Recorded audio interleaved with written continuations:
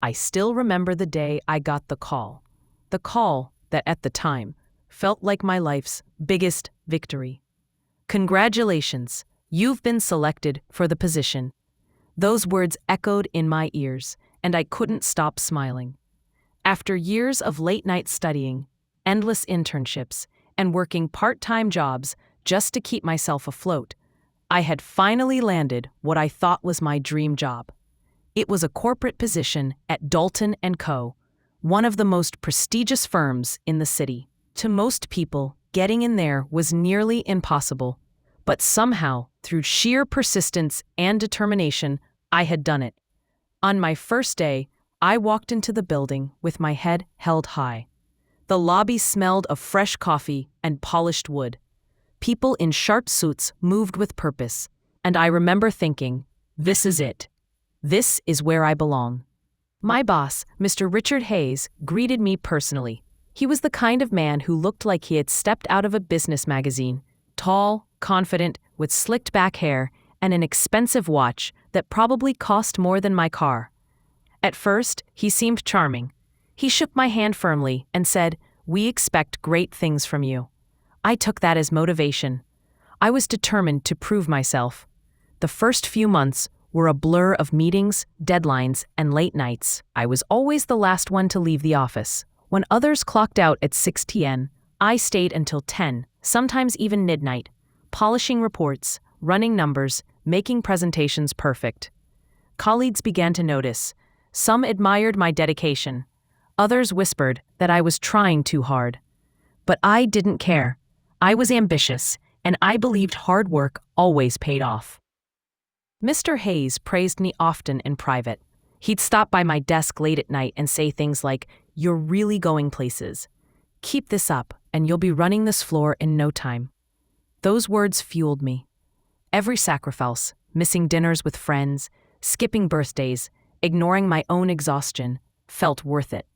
I was building a future, a reputation, a career.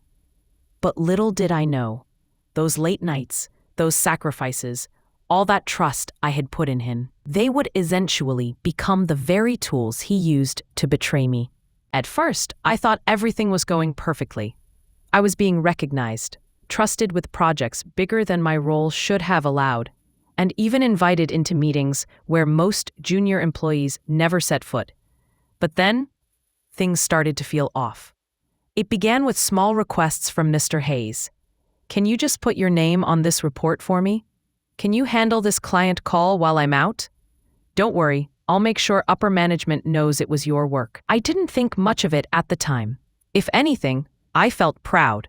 He trusted me with responsibilities above my position. I believed it meant growth, maybe even a promotion. But as weeks turned into months, a pattern emerged. Every time something big happened, my name disappeared.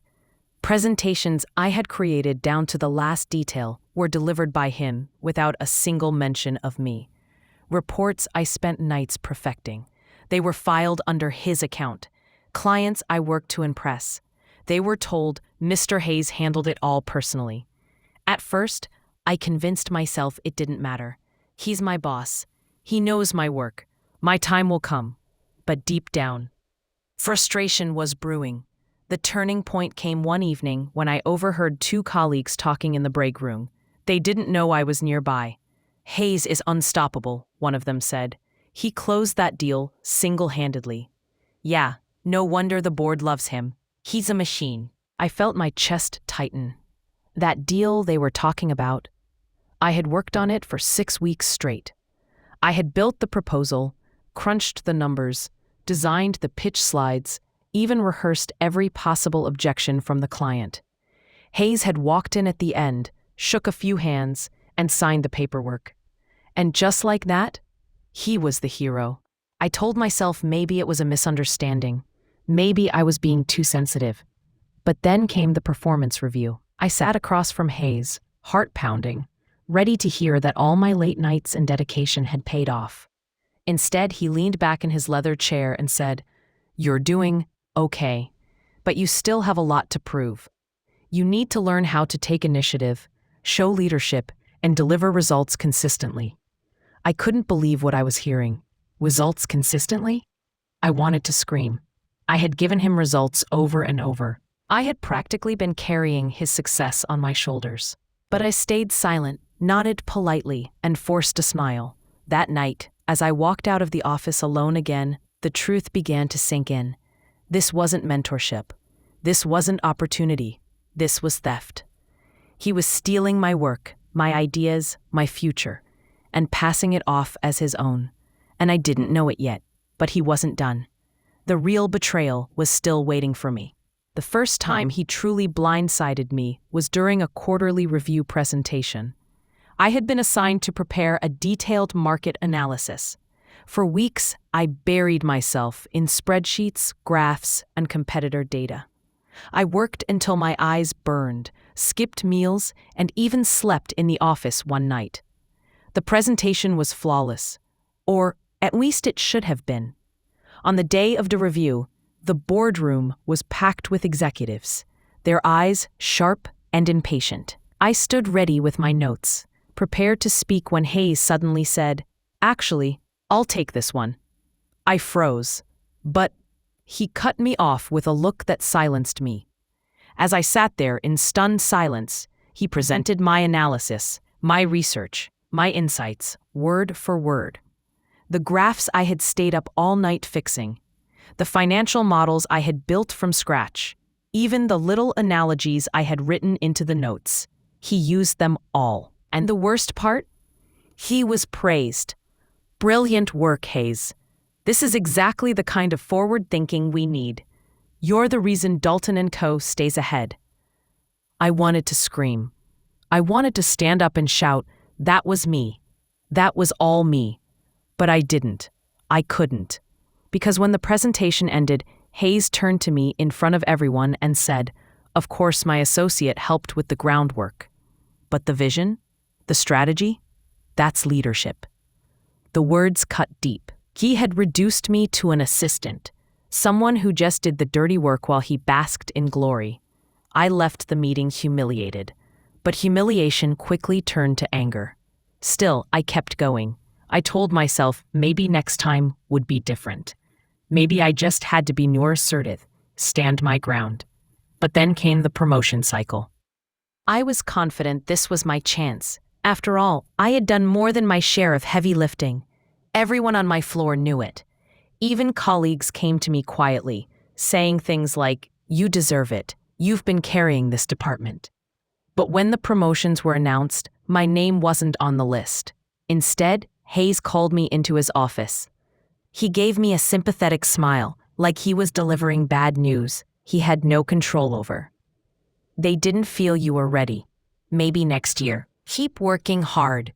Later that day, I overheard something that made my blood run cold. Two senior managers were discussing the promotions. One of them said, "Hayes really fought for his protégé. Said she wasn't leadership material yet, more of a background worker. Protégé? More like pawn." He had deliberately sabotaged me. While pretending to mentor me, he was carving my career down to nothing, ensuring I stayed under his shadow, invisible, replaceable. The final straw came months later. A massive client account, the kind of deal that could make someone's career, was up for grabs. I worked tirelessly to prepare the pitch. I rehearsed every line, every answer, every contingency. This was my chance to shine. On the day of the pitch, Hayes pulled me aside. "You've done great work," he said with that same patronizing smile. "But I'll handle this. You just sit in the back and observe." I felt my stomach drop. But what could I do? I obeyed. I watched him present my ideas, my pitch, my carefully crafted strategy. I watched the client nod in approval, impressed. And when the deal was closed, Hayes shook hands, laughing, basking in the glory. And me? I was invisible again. Just a shadow in the back of the room. That night, sitting alone at my desk, while everyone else celebrated, something inside me snapped. I realized this wasn't just unfair. This wasn't just a bad boss. This was betrayal, a theft of years of my life. And if I let it continue, I would be stuck in his shadow forever. So I made a decision. If Hayes wanted to play dirty, I was going to show him just how dangerous his protege could be. I can still remember the cold that settled over me that night. Not the kind that comes from the office AC, but the kind that sits in your bones when you know you've been violated. I wasn't naive anymore. I had seen the pattern. I'd heard the whispers. I'd watched my work get repackaged and sold as someone else's genius. I'd been sidelined, humiliated, and dismissed. So I stopped reacting. Instead, I learned to act. Quietly, methodically, like someone learning to play chess after years of being told the game was rigged. The plan started with one simple principle: evidence. If you wanted to take down a man who wore his power like armor, you had to show the world what lay beneath the suit. The theft, the lies, the backroom deals. Stories without proof are gossip. Proof is a weapon. Step 1. Document everything. I dug up old files. I archived every email, every version of every document I'd ever worked on. I kept timestamps. I saved drafts with change history. I screenshot messages. I recorded conversations where it was legal to do so. When the company moved a file to a shared drive, I downloaded a copy. When a draft was updated and later presented as final, I kept both versions.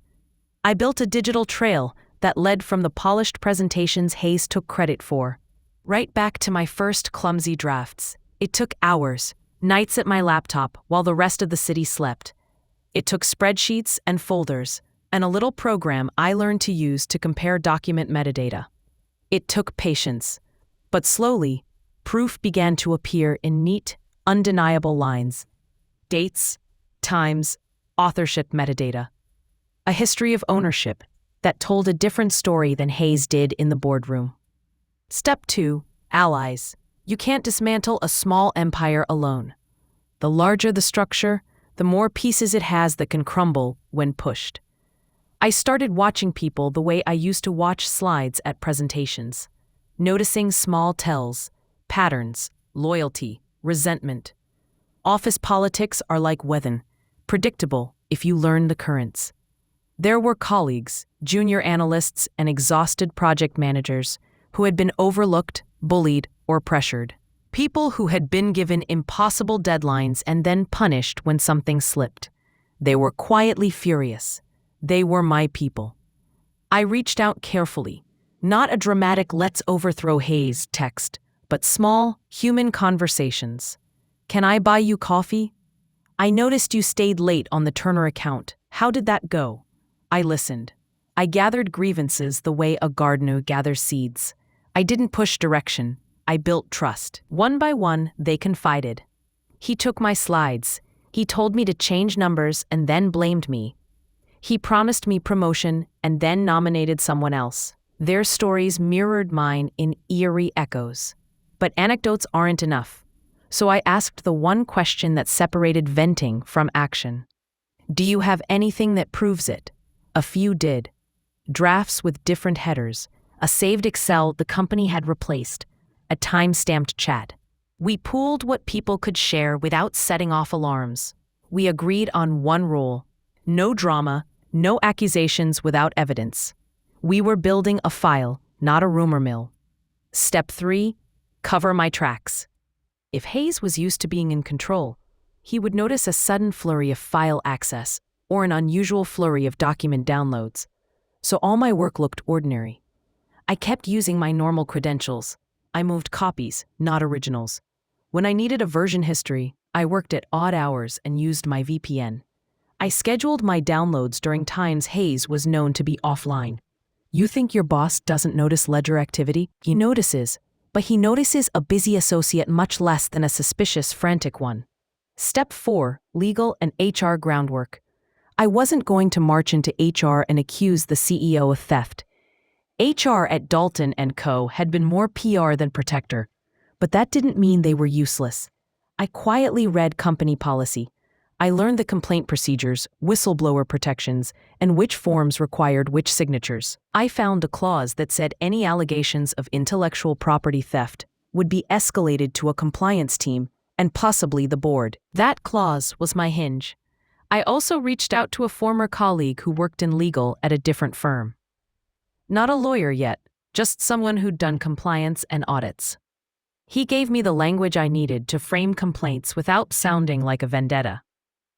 He advised, let the document speak, don't use emotion, attach versions and dates, put everything in a packet and request formal review. Step 5, build an external pressure point. Inside the firm, Hayes had skin in the game. He cultivated relationships, and those relationships were his shield. So I started building bridges outward. I reconnected with a mentor from industry events, someone who had been impressed by my work years ago. I reached out to a freelance journalist I'd once helped with sourcing for an article, a discreet contact, not one to shout gossip, but someone who cared about corporate ethics. I used them sparingly. The goal wasn't headlines, it was leverage. A mention of an audit, a whisper of a potential review, a hint that the board might be hearing from external counsel. These are the things that make suits sweat. Step 6, bait. There are moments when the predator becomes careless. Hayes loved attention, applause, the adoration of executives. He loved closing the deal in dramatic fashion, stepping into the spotlight at the end and basking. So I created opportunities for him to overreach. I fed him small concessions, assistance that I knew he would present as his idea. I left certain talking points in the files he liked to skim. I allowed him the theatrical moment he craved, because the more he took center stage, the more he exposed the seams. I positioned myself in places where he would inevitably rely on my work in front of the people we needed to convince. Step 7. The timing. Power moves are as much about timing as they are about evidence. I did not want a public scandal that the board could sweep away with PR wizardry. I wanted precise moments, a board meeting where someone new would be invited, a deployment where an external auditor would be present, a client pitch that would trigger contract reviews. The perfect moment arrived when Dalton and Co. prepared to pitch for a major client, a partnership that would be discussed at a board meeting the next month. Hayes wanted it to be his crowning achievement. He was going to present, and he would expect applause. He would bring out every dog and pony trick in his playbook. So I assembled the dossier, every presentation file I had created, with original timestamps, every draft with my tracked changes, the emails where Hayes asked for the numbers and then took them, screenshots of chat logs where he suggested deleting lines, a timeline of events, testimony from colleagues who confirmed they've been coerced into silence, a carefully written memo to compliance, framed as a concern about proper attribution and accounting irregularities. I didn't send it all at once.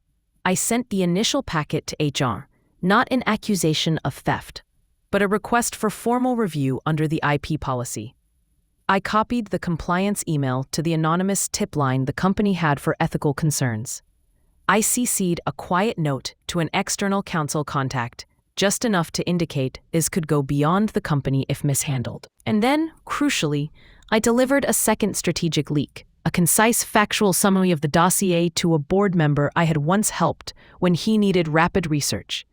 He had been impressed with my work before and always valued data. The board member responded with a one-line, "Let's discuss in our private session." That answer changed everything. Once a member of the board was curious, the gears moved. Step 8. Patience. All of this took weeks, sometimes months. There were evenings when fear crept back in. What if they found the copies? What if Hayes smelled a trap and came at me first? But every time I opened the dossier and glanced at the dates and metadata, I felt stronger. It wasn't just about revenge. It was about reclaiming my career, my name, my work. I kept my exterior the same. Polite, diligent, helpful. I continued to answer emails promptly, to show up early, to keep my calendar tidy. I smiled when Hayes walked by. He basked in the illusion that he had created a compliant, grateful employee. Meanwhile, the file moved through channels. HR acknowledged receipt. A compliance officer asked for clarifying copies. The board member requested a closed-door review. I watched, quiet as a cat, while men in suits who had once applauded Hayes now furrowed their brows and asked uncomfortable questions. The web I'd woven began to tighten. I won't pretend there weren't nights of doubt. I worried about the consequences. For me, for colleagues who risk their jobs by speaking up, for the fallout that a scandal might cause. Revenge isn't a simple balm, it's a complicated medicine. But the injustice of staying silent was heavier than any risk I could imagine. And somewhere during those long months, I stopped being consumed by anger and became centered on the truth. The dossier was not spite, it was correction. It was an accounting of authorship, of labor, of integrity. When the day came to move from behind the keyboard to the boardroom, I was ready. Because power loves the loud and confident, but truth prefers the patient and prepared. And by then, I had both. I knew that if I wanted true justice, I couldn't just bring Ethan down. I had to erase the empire he built on lies. After the board meeting disaster and the whistleblower leak, Ethan's reputation was hanging by a thread. The company's investors had begun pulling out. Journalists were circling like vultures, and his once loyal inner circle had started abandoning him. But I wasn't done. I had discovered something even more explosive. Ethan wasn't just embezzling funds from our firm. He was also running a shell company overseas, funneling millions into it. And the kicker? He was using employee benefit funds to cover it up. The same funds that were meant to support staff healthcare and pensions. I made sure that evidence went directly to the government's corporate crime division. The day the authorities raided Ethan's office was the day I felt a strange peace wash over me. I watched from across the street as agents carried out boxes of documents, his computers, and even his personal safe. Ethan himself was escorted out in handcuffs, his expensive suit rumpled, his face pale with shock. It was poetic. The man who once stood on a pedestal, barking orders and flaunting his success, was now being shoved into the back of a police car. But what happened next was even sweeter. The company, desperate to save itself from total collapse, begged me to return, not as a mid-level manager, but as the new chief operating officer. They wanted someone with integrity, someone who could rebuild trust. I didn't hesitate. I took the position. On my first day back, I stood in the very office Ethan once ruled from, looking out at the city skyline. But this time, I wasn't just another cog in the machine. I was the one in charge. And in that moment, I realized revenge isn't just about making someone pay. It's about reclaiming your power, your dignity, and showing that no matter how much they try to bury you, the truth will always rise. Ethan thought he destroyed me. Instead, he handed me the keys to everything he once had, and I'll admit it, I enjoyed every second of watching him fall.